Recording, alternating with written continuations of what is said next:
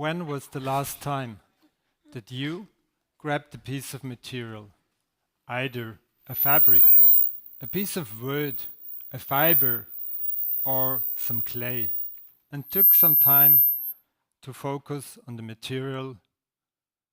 Try to sense it with your fingertips. Try to feel it with your palm. Smell it, and even try to understand if it makes a sound. Diving into it like you might know it from your own childhood or from observing other kids. When they play, they try to engage and connect with all their senses and entire body. They can build a whole universe out of almost nothing. So, do you remember such a moment of play and material interaction recently? My name is Martin, and I want to share with you why make and play makes also sense as an adult. Coming back to my question, I assume for most of you it's quite far from a daily life. So, why is this important?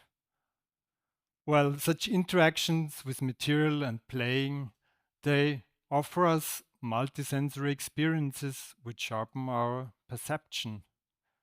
And being playful has been shown to improve our mental health, our intrinsic motivation, and also our self effectiveness. And fact is, most of us stop playing in childhood. So interactions with material also sharpen our awareness, and this helps us to understand the origin and quality of a material. Why is this important? Understanding complex topics and connections are easily understood with such experiences. So something like a circular society, you can grasp better with a certain background of materials. And through this, it's also when we make the fact that we enter many times a state of flow.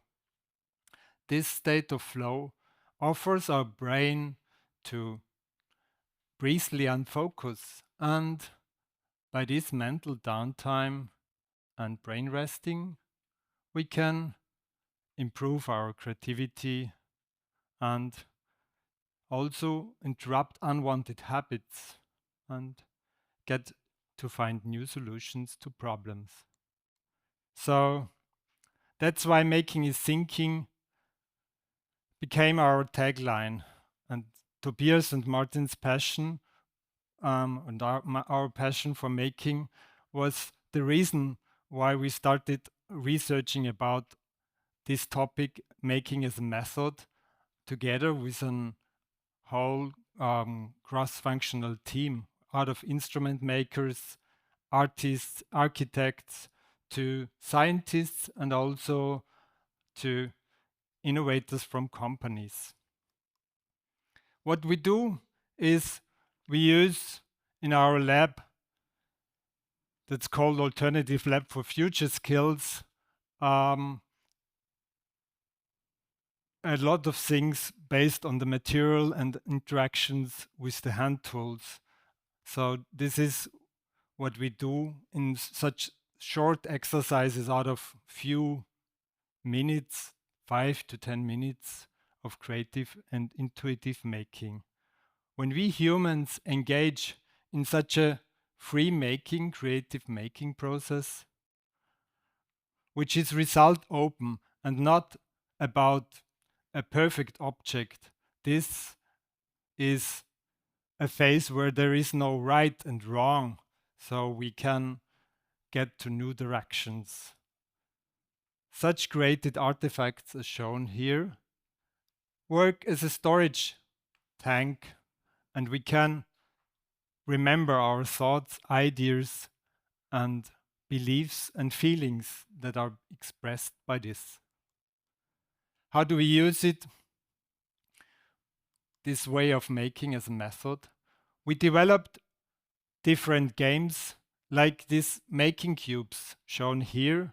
They are a way of exploring material and interacting with material in an odd way. And this helps also to find new approaches for us. What we love is to design experimental spaces and also places of transformation. This is done for companies and also for educational sectors, or even we had different participation projects from citizenships. In our lab, it's this safe space where groups can experience and learn and engage in a completely different way. When we build such imaginary worlds, we collect critical questions. We collect these ideas as artifacts. We try to draw connections in between and visualize them from different points of view. So, what's the key and why play and make sense also to adults? Playful making offers this material experience and multisensory experiences which provide and help to sharpen our awareness. Artifacts which we create can be a useful communicator for abstract things, and co-creating is a way to create places of transformation. So that's why making makes sense and making is thinking for us. And I wanna guarantee you that you all still have this creative and playful mind, like the children playing in the mud before. So enough of talking now. I want to hand over to Tobias, who gonna play and make with you.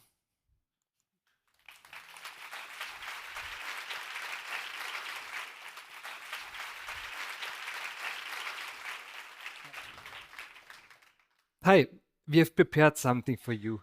Just reach underneath your chair and look what you find.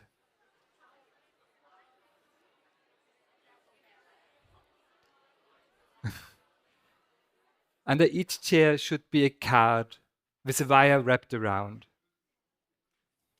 As soon as you have yours, you can start to sense the material.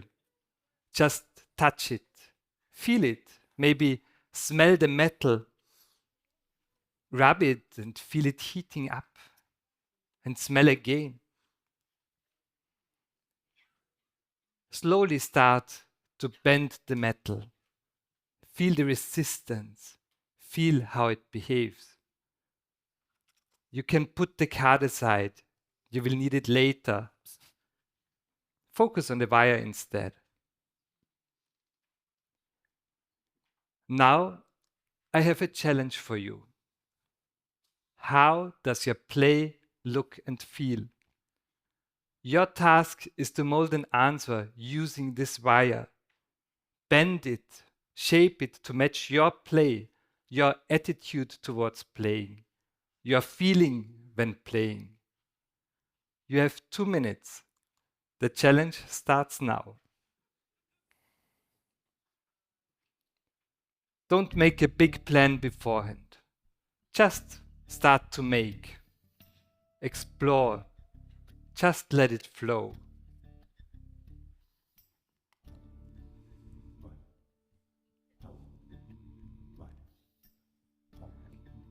It can be a belief or a certain feeling you connect with playing. The boss wanna know what's going on, so Joseph and Mary hit the road. With Mary nigh on 9 months gone, and you know we're talking about a hell of a walk, and they had no place to stay.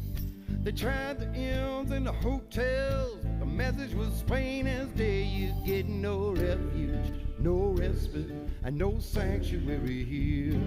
No We are halftime now. 1 minute to and go. no sanctuary here.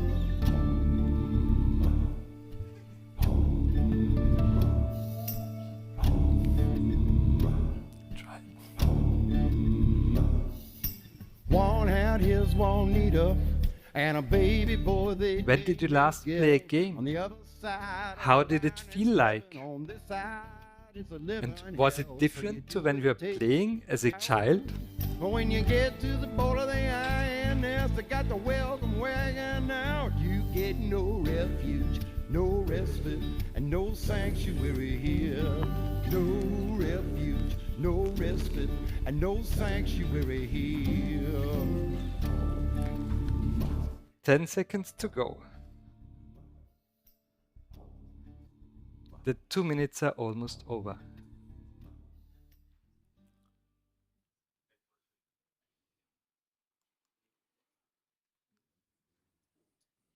Let's call the object you have created your play.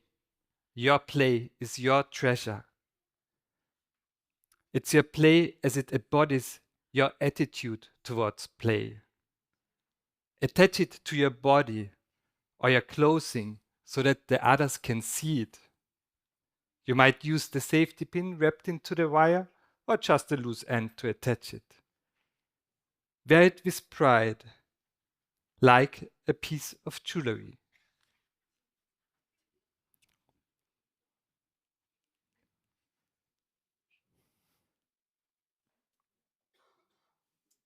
Ready? Close your eyes now.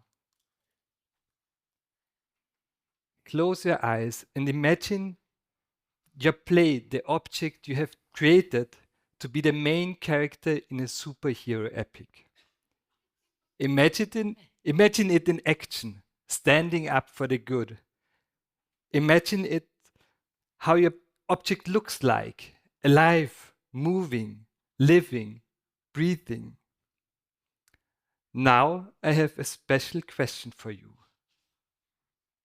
What is your play character's name? And what is its superpower? Think about it and memorize the answer. What is the name of your play? And what is its superpower? Open your eyes as soon as you have found it, the name and the superpower.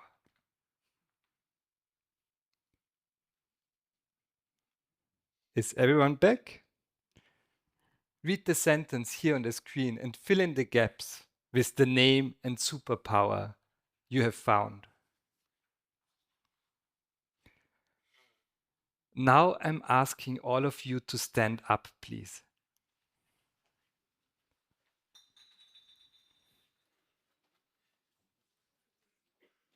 All the people in the first row, please turn around and look for a partner in the second row. And all in the third row, please turn around and look for a partner in the fourth row. And in the fifth and seventh row and ninth row, please turn around and look for a partner in the row behind you. Say a friendly hi to your partner and exchange this sentence. So each of you tells the sentence to his or her partner.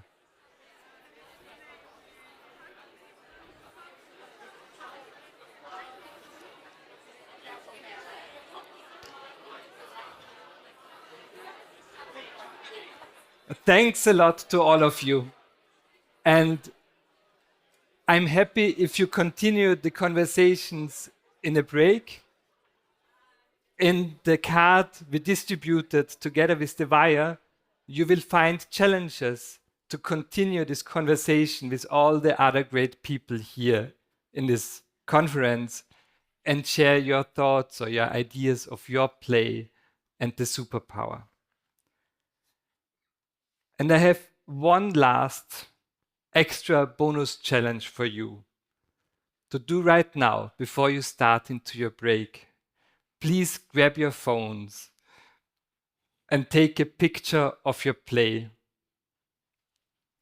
and post it on Instagram. Please use a post and not a story.